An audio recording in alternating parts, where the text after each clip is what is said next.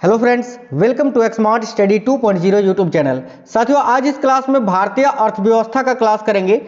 Economics के पूरे top 100 multiple choice questions class में देखने वाले हैं। तो ये क्वेश्चन वो क्वेश्चन है जो कि बार बार परीक्षाओं में आए हुए प्रश्न है, बार बार परीक्षाओं में पूछा जाता है। आपके एग्जाम के लिए बहुत ही महत्वपूर्ण होंगे ये क्वेश्चंस, तो शुरू से अंत तक आपको देखना है, कोई भी क्वेश्चन को स्किप नहीं करना है। बिना देरी किए हुए शुरू करते हैं।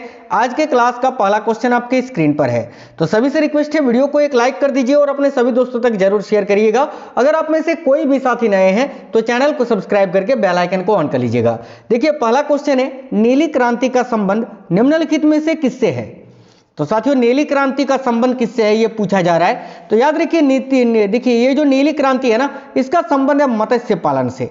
याद रखिए, मछली पालन, मत्स्य पालन। ऑप्शन नंबर ए इस क्वेश्चन के लिए राइट आंसर हो जाएगा। आगे देखिए, विश्व में कॉफी उत्पादन में भारत का स्थान कितनावां है? तो देखिए, सबसे पहले तो ये याद रखना है कि विश्व में कॉफी उत्पादन में भारत का स्थान है कितना? तो छठा, 6th। और अगर आपसे पूछे विश्व में कॉफी उत्पादन में पहले नंबर पर कौन सा देश है, तो याद रखिएगा ब्राजील। ब्राजील जो है पूरे विश्व में सबसे अधिक कॉफी यानी कहवा का उत्पादन करता है। आगे देखिए, चावल निर्यात के मामले में भारत का विश्व में कौन सा स्थान है?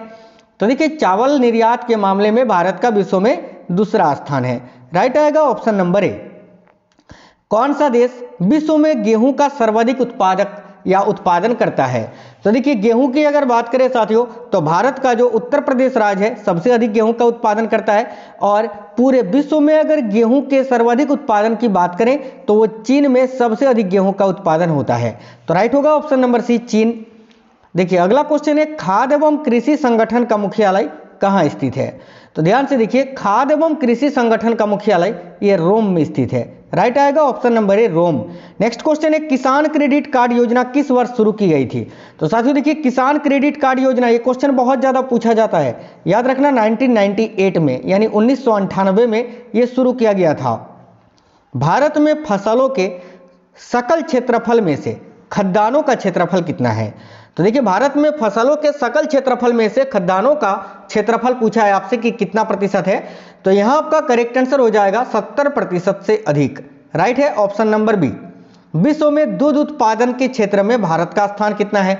तो याद रखना, पूरे विश्व में दूध का सबसे अधिक उत्पादन अपने देश में ही होता है, भारत में। तो यहां आपका करेक्ट हो जाएगा ऑप्शन नंबर ए, पहला स्थान है। इंद्रधनुषीय क्रांति का संबंध किससे है? देखिए, इंद्रधनुषीय क्रांति के बारे में पूछा जा रहा है। तो याद रखना, जब भी आपसे इंद्रधनुषीय क्रांति पूछे तो देखिए, नीली क्रांति, हरित क्रांति तथा श्वेत क्रांति, इन सभी से संबंधित है इंद्रधनुषीय क्रांति। तो यहां आपका राइट होगा ऑप्शन नंबर डी, इनमें से सभी। ठीक है, देखिए यहां पर आपको मैंने बताया नीली क्रांति का संबंध मत्स्य उत्पादन से है। ठीक है, और हरित क्रांति जो कि साथियों भारत में 1966-67 में शुरू हुई थी, जिसका सबसे अधिक प्रभाव गेहूं के उत्पादन पर पड़ा था। और श्वेत क्रांति, ठीक है, श्वेत क्रांति के जनक जो हैं डॉक्टर वर्गीज कुरियन को माना जाता है। और श्वेत क्रांति का संबंध है दूध उत्पादन से। तो इनमें से सभी से संबंधित है इंद्रधनुषीय क्रांति, याद रखना। अगला क्वेश्चन है, भारत में तंबाकू का सर्वाधिक उत्पादन करने वाला राज्य कौन सा है? यह क्वेश्चन काफी इंपॉर्टेंट है। तो याद रखना, भारत में तंबाकू का सर्वाधिक उत्पादन करने वाला राज्य है आंध्र प्रदेश, ऑप्शन नंबर ए। भारत में गेहूं का सर्वाधिक उत्पादन करने वाला राज्य कौन सा है? तो जैसे कि मैंने अभी आपको बताया था कि भारत में गेहूं का सबसे अधिक उत्पादक राज्य है आपका कौन सा? तो उत्तर प्रदेश। राइट आएगा ऑप्शन नंबर डी। विश्व में सेलफोन का सबसे बड़ा उत्पादक देश कौन सा है? तो देखिए, सेलफोन यानी मोबाइल फोन वगैरह जो है ये सबसे अधिक किस देश में उत्पादित होता है या प्रोडक्शन होता है? तो याद रखना, चीन में। राइट आएगा ऑप्शन नंबर ए, चीन। केंद्र सरकार के बजट के चालू खाते में व्यय की सबसे बड़ी मद क्या है? तो देखिए, केंद्र सरकार के बजट का जो चालू खाता है उसमें व्यय का सबसे बड़ा जो मद है वो है आपका केंद्रीय आयोजना, केंद्रीय योजनाएं जो होती हैं। ऑप्शन नंबर सी करेक्ट हो जाएगा। निम्नलिखित प्रत्यक्ष करों में से किस कर से सरकार को अधिकतम राजस्व की प्राप्ति होती है? आपसे पूछा जा रहा है, ये जो प्रत्यक्ष कर हैं इनमें से वो कौन सा प्रत्यक्ष कर है यानी डायरेक्ट टैक्स है जिससे सरकार को सबसे अधिक राजस्व यानी टैक्स की प्राप्ति होती है? तो याद रखना, राइट आएगा ऑप्शन नंबर डी, निगम कर से। और अगर अप्रत्यक्ष कर आपसे पूछे कि कौन सा अप्रत्यक्ष कर है जिससे सबसे अधिक भारत सरकार को या केंद्र सरकार को राजस्व की प्राप्ति होती है, तो याद रखना जीएसटी। ठीक है, आगे देखिए, भारत सरकार के बजट के कुल घाटे में किस घाटे का सबसे अधिक योगदान है? तो याद रखिएगा साथियों, राइट आएगा राजकोषीय घाटे का, ऑप्शन नंबर ए। आगे देखिए, भारत सरकार के बजट के आंकड़ों में कुल व्यय और कुल प्राप्तियों के बीच अंतर को क्या कहते हैं? देखिए बहुत ही ज़्यादा ये क्वेश्चन पूछा जाता है, तो याद रखना भारत सरकार के बजट के आंकड़ों में कुल व्यय और कुल प्राप्तियों के बीच अंतर को कहते हैं बजट या घाटा। राइट आएगा ऑप्शन नंबर सी। निम्नलिखित में से कौन सा एक साधन केंद्र सरकार के राजस्व का स्रोत नहीं है? तो देखिएगा कृषि आयकर। साथियों कृषि आयकर जो है ये केंद्र सरकार के द्वारा नहीं लगाया जाता है, बल्कि कृषि आयकर जो है ये राज्य सरकार के द्वारा लगाया जाने वाला कर है। बाकी देखिए उत्पाद शुल्क, आयकर, कॉर्पोरेट कर, ये सभी केंद्र सरकार के द्वारा लगाया जाता है। आगे देखिए गैर योजना खर्च का सबसे महत्वपूर्ण मद कौन सा है? तो मैं देखिएगा गैर योजना खर्च का सबसे महत्वपूर्ण मद कौन सा है? तो याद रखिए ब्याज भुगतान, ऑप्शन नंबर सी। आगे देखिए संपदा कर भारत में पहली बार किस वर्ष लागू किया गया था? वेरी वेरी इंपॉर्टेंट क्वेश्चन है। तो याद रखिएगा साथियों संपदा कर जो है ये भारत में पहली बार 1957 में लागू किया गया था। राइट आएगा ऑप्शन नंबर बी। संशोधित मूल्य वर्धित कर का संबंध किससे है? तो देखिए संशोधित मूल्य वर्धित कर का संबंध है उत्पाद शुल्क से। राइट आंसर आएगा ऑप्शन नंबर बी उत्पाद शुल्क। भारत में गरीबी हटाओ का नारा किस पंचवर्षीय योजना के अंतर्गत दिया गया था? तो राइट आंसर आएगा साथियों पांचवी पंचवर्षीय योजना के समय। पांचवी पंचवर्षीय योजना का कार्यकाल पूछे तो 1974 से 1978 तक, ये केवल 4 वर्ष ही चला था। इस समय प्रधानमंत्री इंदिरा गांधी जी थी।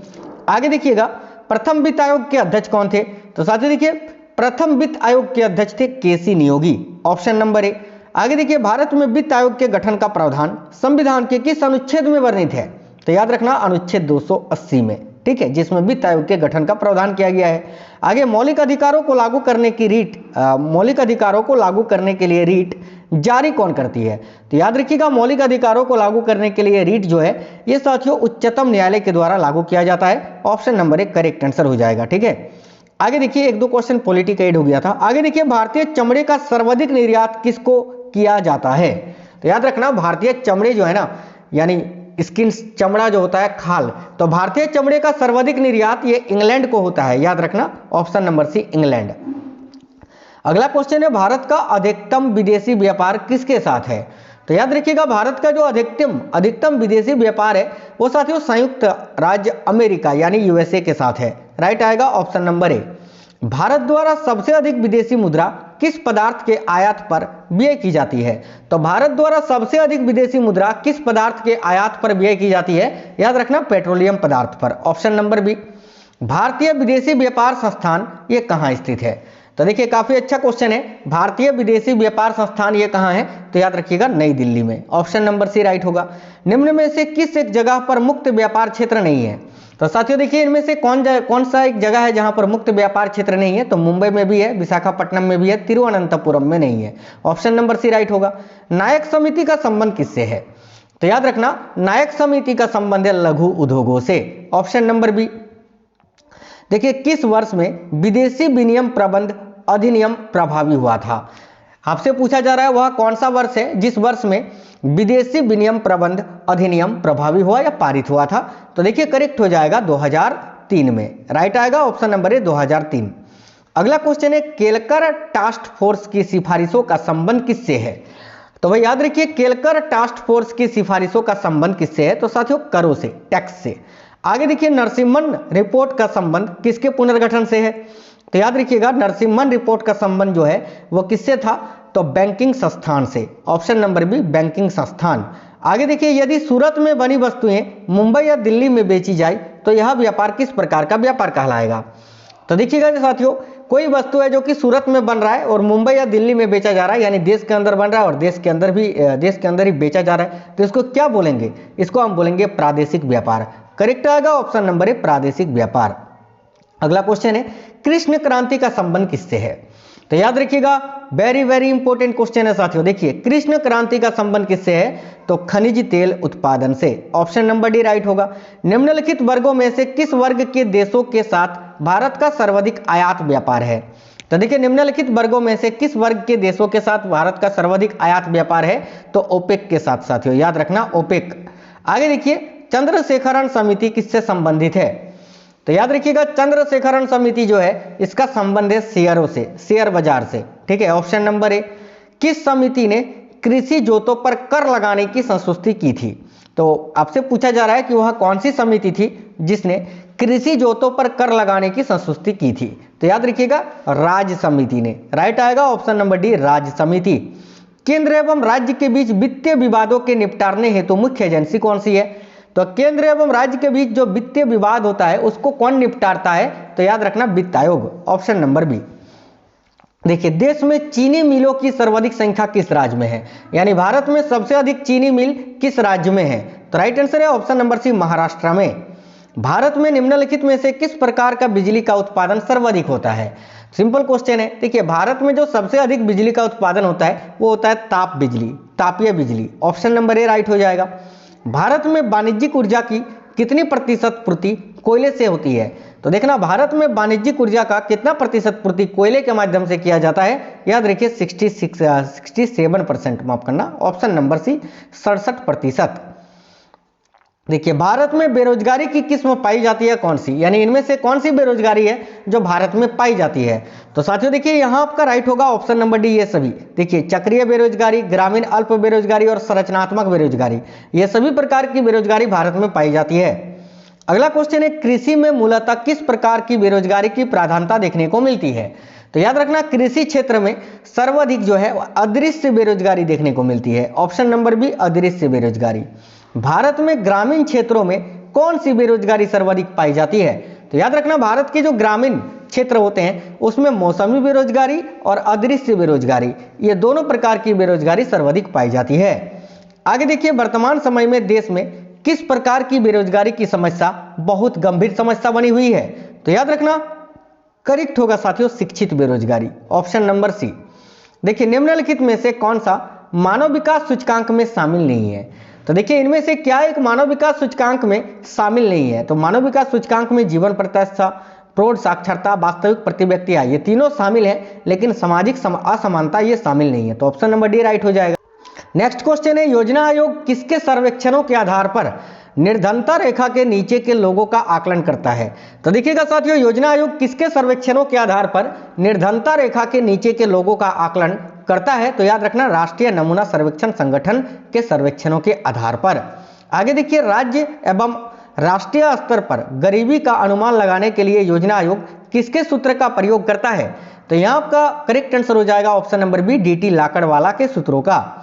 आगे देखिए, निर्धनता का सर्वाधिक प्रकोप वाला राज्य कौन सा है? यानी सबसे अधिक गरीबी वाला राज्य इनमें से कौन सा है? तो राइट होगा ऑप्शन नंबर ए, बिहार व उड़ीसा। आगे देखिए, यूएनडीपी की मानव विकास रिपोर्ट में भारत को किस श्रेणी में रखा गया है? तो साथियों, यूनाइटेड नेशन डेवलपमेंट प्रोग्राम की मानव विकास रिपोर्ट में भारत को किस श्रेणी में रखा गया है? तो याद रखना, मध्यम मानव विकास श्रेणी में, ऑप्शन नंबर ए करेक्ट हो जाएगा। अगला क्वेश्चन है, मुद्रास्फीति से बाजार की वस्तुएं जो होती है वो क्या होती हैं? तो देखिए, मुद्रास्फीति जब होती है तब बाजार की जो वस्तुएं होती है वो महंगी हो जाती हैं, ऑप्शन नंबर डी करेक्ट हो जाएगा, और मूल्य सस्ती हो जाती है। अगला क्वेश्चन है, वह अवस्था जिसमें मुद्रा का मूल्य गिर जाता है और कीमतें बढ़ जाती हैं क्या कहलाती है? भाई इसी को तो बोलते हैं मुद्रास्फीति, ऑप्शन नंबर ए। आगे देखिए, भारत का सबसे पुराना स्टॉक एक्सचेंज कौन सा है? तो याद रखिएगा, भारत का सबसे पुराना स्टॉक एक्सचेंज है आपका Bombay stock exchange, option number B. Next question देखिएगा, भारत में नोट जारी करने के लिए कौन सी प्रणाली अपनाई जाती है? तो याद रखिएगा, भारत में नोट जारी करने की कौन सी प्रणाली है जो कि अपनाई जाती है? राइट आएगा ऑप्शन नंबर ए, न्यूनतम आरक्षित प्रणाली। अगला क्वेश्चन है, सार्वजनिक क्षेत्र के वाणिज्यिक बैंकों की सर्वाधिक शाखाएं किस राज्य में है? तो देखिए, सार्वजनिक क्षेत्र के जो वाणिज्यिक बैंकों हैं उनकी सर्वाधिक शाखाएं उत्तर प्रदेश राज्य में स्थित है, ऑप्शन नंबर ए राइट होगा। निम्नलिखित में से कौन मुद्रा आपूर्ति नियंत्रण में सहायक नहीं है? तो देखिए, इनमें से कौन मुद्रा आपूर्ति नियंत्रक में सहायक नहीं होता है? तो राइट आंसर होगा मुक्त बाजार नीति, ऑप्शन नंबर ए। आगे देखिए, with you all the way किस बैंक की विज्ञापन पंक्ति है या किस बैंक का टैगलाइन है? तो with you all the way यानी हर रास्ते हम आपके साथ हैं, ये किस बैंक की विज्ञापन पंक्ति है? तो याद रखना, एसबीआई का, यानी भारतीय स्टेट बैंक का, ऑप्शन नंबर बी राइट होगा। किस देश में भारतीय राष्ट्रीयकृत बैंकों की सर्वाधिक शाखाएं कार्यरत हैं? यानी इनमें से वो कौन सा देश है जिसमें भारत की सबसे अधिक राष्ट्रीयकृत बैंकों की ब्रांचेस हैं? तो राइट आंसर है ऑप्शन नंबर डी, यूके में। भारतीय स्टेट बैंक द्वारा देश में पहला तैरता हुआ एटीएम कहां स्थापित किया गया है? तो देखिए, राइट होगा ऑप्शन नंबर डी, कोच्चि में। राष्ट्रीय आवास बैंक किसका नियंत्रण उपक्रम है? तो साथियों देखिएगा, राष्ट्रीय आवास बैंक जो है ये किसका नियंत्रण उपक्रम है? तो याद रखना, भारतीय रिजर्व बैंक का, ऑप्शन नंबर ए राइट हो जाएगा। भारतीय लघु उद्योग विकास बैंक का मुख्यालय कहाँ है? तो देखिए भारतीय लघु उद्योग विकास बैंक का मुख्यालय कहाँ है? तो राइट होगा ऑप्शन नंबर ए, लखनऊ में। देश में कुल कितने क्षेत्रीय ग्रामीण बैंक है? तो साथियों देश में कुल 175 जो है ना क्षेत्रीय ग्रामीण बैंक है, ऑप्शन नंबर ए करेक्ट होगा। भारत के किस राज्य में कोई क्षेत्रीय ग्रामीण बैंक नहीं है? यानी भारत का वो कौन सा राज्य है जहां पर कोई भी क्षेत्रीय ग्रामीण बैंक नहीं है? तो राइट आएगा ऑप्शन नंबर डी, सिक्किम और गोवा में। आगे देखिए आईबीए से क्या तात्पर्य है, यानी आईबीए का फुल फॉर्म क्या होता है? एक चीज याद रखना, इकोनॉमिक्स यानी अर्थशास्त्र में क्या होता है कि अर्थशास्त्र रिलेटेड जो फुल फॉर्म्स है ये बहुत ज्यादा पूछा जाता है। तो याद रखना आईबीए से क्या तात्पर्य है? तो इंडियन बैंक्स एसोसिएशन। आगे देखिए भारत में नए निजी बैंकों की स्थापना के लिए कितनी न्यूनतम चुकता पूंजी होना आवश्यक है? तो याद रखिएगा साथियों भारत में नए निजी बैंकों की स्थापना के लिए कितनी न्यूनतम चुकता पूंजी होना आवश्यक है? तो राइट होगा 200 करोड़, माफ करना यार 250 करोड़ है ना। ऑप्शन नंबर सी यहां आपका करेक्ट आंसर हो जाएगा। आगे देखिएगा जीवन बीमा निगम की कौन सी पॉलिसी है जो विशेषतः बच्चों के हितार्थ नहीं है? तो देखिए जीवन बीमा निगम की इनमें से वो कौन सी पॉलिसी है जो कि बच्चों के लिए नहीं है? तो साथियों जीवन किशोर है, जीवन छाया है, जीवन सुकन्या भी बच्चों के लिए है, जीवन सुरक्षा ये बच्चों के लिए नहीं है। तो ऑप्शन नंबर बी राइट हो जाएगा। आगे देखिए बीमा नियामक एवं विकास प्राधिकरण का मुख्यालय कहाँ है? तो ध्यान से देखिए बीमा नियामक एवं विकास प्राधिकरण का मुख्यालय ये कहाँ स्थित है? तो राइट आएगा ऑप्शन नंबर सी, हैदराबाद में। भारतीय प्रतिभूति एवं विनिमय बोर्ड की स्थापना कब की गई थी? तो साथियों देखिए भारतीय प्रतिभूति एवं विनिमय बोर्ड की स्थापना ये कब की गई थी? तो राइट आएगा ऑप्शन नंबर ए, 1988 में। भारतीय प्रतिभूति एवं विनिमय बोर्ड को किस वर्ष एक अध्यादेश द्वारा वैधानिक दर्जा प्रदान किया गया था? तो देखिए भारतीय प्रतिभूति एवं विनियामक बोर्ड की किस वर्ष जो है इसको मतलब वैधानिक मान्यता प्रदान किया गया था? इससे पहले वाला क्वेश्चन आपको बताएं कि नहीं यार? अच्छा चलिए देखिए इसको वैधानिक मान्यता जो है ना 1992 में दिया गया था, याद रखना 1992 में। भारतीय प्रतिभूति एवं विनिमय बोर्ड यानी SEBI, security exchange board of India, SEBI है ना, इसका मुख्यालय अपना मुंबई में है। और याद रखना मैंने आपको ये बताया अभी कि भारतीय प्रतिभूति एवं विनिमय बोर्ड की स्थापना कब हुई थी? तो 1998 में, यानी सेबी की स्थापना जो है आपकी 1988 में हुई थी और इसको वैधानिक मान्यता दिया गया था 1992 में। ऑप्शन नंबर सी यहाँ करेक्ट होगा। आगे देखिए मंदड़िया एवं तेजड़िया शब्दवाली किससे संबंधित है?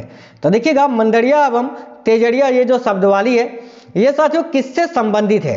तो भाई याद रखिएगा राइट आंसर होगा शेयर बाजार से, ऑप्शन नंबर डी। आगे देखिए शेयर बाजार का प्रभावशाली नियंत्रण किसके द्वारा रखा जाता है? तो याद रखना शेयर बाजार का प्रभावशाली नियंत्रण जो है ये सेबी के द्वारा रखा जाता है, security exchange board of India के द्वारा, ऑप्शन नंबर सी। टोक्यो स्थित स्टॉक एक्सचेंज का नाम क्या है? यानी जापान की राजधानी जो है टोक्यो, वहां पर जो स्टॉक एक्सचेंज है उसका नाम आपसे पूछ रहा है कि क्या है? तो याद रखिएगा राइट आंसर होगा Nikkei, option number B Nikkei. सस्ती मुद्रा का अर्थ क्या होता है? तो देखिए सस्ती मुद्रा का अर्थ वो होता है जिसकी ब्याज की कम दर होती है, ऑप्शन नंबर सी करेक्ट हो जाएगा। आगे देखिए भारत में रुपये का अवमूल्यन पहली बार किस वर्ष किया गया था? तो देखिए भारत में रुपये का अवमूल्यन पहली बार 1949 में किया गया था और दूसरी बार 1966 में किया गया था, तीसरी बार 1991 में किया गया था। याद रखना ये तीसरी बार जो अवमूल्यन हुआ था इसको 2 चरणों में किया गया था, ठीक है। आगे देखिएगा भारतीय जीवन बीमा निगम की स्थापना कब हुई थी? तो साथियों एलआईसी की स्थापना आपसे पूछा है कब हुई थी? तो याद रखना 1 सितंबर 1956 में, और इसका भी मुख्यालय आपका मुंबई में स्थित है। देखिए कोलार स्वर्ण खदान किस राज्य में है? तो साथियों देखिए कोलार स्वर्ण खदान जो है ये कर्नाटक राज्य में स्थित है, ऑप्शन नंबर ए करेक्ट हो जाएगा। देखिए संवैधानिक स्थिति के अनुसार खनिजों पर किसका अधिकार होता है? तो याद रखना संवैधानिक स्थिति के अनुसार खनिजों पर राज्य सरकार का अधिकार होता है, ऑप्शन नंबर ए। भारत में हीरे की खानें कहाँ हैं? तो साथियों देखिए भारत में हीरे की खानें ये तो मध्य प्रदेश में है, पन्ना की खानें, राइट आएगा ऑप्शन नंबर सी। अगला क्वेश्चन है भारत किसका आयात नहीं करता है? तो देखिए भारत जो है ना साथियों लौह अयस्क का आयात नहीं करता है, याद रखिएगा राइट होगा ऑप्शन नंबर ए लौह अयस्क। आगे देखिएगा नेक्स्ट क्वेश्चन है ग्रामीण विद्युतीकरण निगम की स्थापना कब की गई थी? तो देखिए ग्रामीण विद्युतीकरण निगम की स्थापना 1969 में हुई थी, ऑप्शन नंबर ए करेक्ट हो जाएगा। किस उद्योग में निवेश के लिए लाइसेंस प्राप्त करना आवश्यक होता है? तो देखिए यहां आपका करेक्ट हो जाएगा ऑप्शन नंबर बी सिगरेट निर्माण उद्योग के लिए। निम्नलिखित में से कौन सामान्यतः मूल उद्योग की श्रेणी में नहीं आता है? तो देखिए यहां पर आपको ऑप्शन नंबर सी में दिख रहा है लघु वाहन उद्योग। देखिए लघु वाहन उद्योग जो है ये साथियों मूल उद्योग की श्रेणी में नहीं आता है, याद रखना। आगे देखिए भारत में प्रथम औद्योगिक नीति की घोषणा कब की गई थी? तो याद रखिए भारत में प्रथम औद्योगिक नीति की घोषणा 6 अप्रैल 1948 को की गई थी। ऑप्शन नंबर सी राइट होगा। Steel authority of India limited की स्थापना कब हुई थी? तो भाई याद रखिएगा steel authority of India limited की स्थापना 1974 में की गई थी, 1973-74 में, याद रखना। आगे देखिए सीमेंट के उत्पादन में किस राज्य का देश में प्रथम स्थान है? तो देखिए सीमेंट के उत्पादन में किस राज्य का देश में प्रथम स्थान है? तो याद रखिए राइट होगा राजस्थान का। ऑप्शन नंबर सी। मध्य प्रदेश में नेपानगर किसके लिए प्रसिद्ध है? तो साथियों मध्य प्रदेश का जो नेपानगर है ये किसके लिए प्रसिद्ध है? तो याद रखना अखबारी का उद्योग के लिए, है ना, अखबारी कागज उद्योग के लिए। Option number D. अगला, देश में दूध उत्पादन में वृद्धि लाने के उद्देश्य से सघन पशु विकास कार्यक्रम कब चलाया गया था? तो देखिए यहाँ आपका करेक्ट आंसर क्या हो जाएगा? तो 1964-65 ईस्वी में। ऑप्शन नंबर ए। भारत में दूध की प्रति व्यक्ति दैनिक उपलब्धता कितनी है? साथियों याद रखना भारत में दूध की प्रति व्यक्ति दैनिक उपलब्धता कितनी है? तो 252 ग्राम। आगे देखिए भारत में किस प्रकार के रासायनिक उर्वरक की खपत सर्वाधिक होती है? तो राइट आएगा ऑप्शन नंबर ए नाइट्रोजनी। आलू उत्पादन के मामले में भारत का विश्व में कौन सा स्थान है? तो साथियों देखिए आलू उत्पादन के मामले में भारत का विश्व में 5वां स्थान है और सबसे पहले स्थान पर है रूस, याद रखना।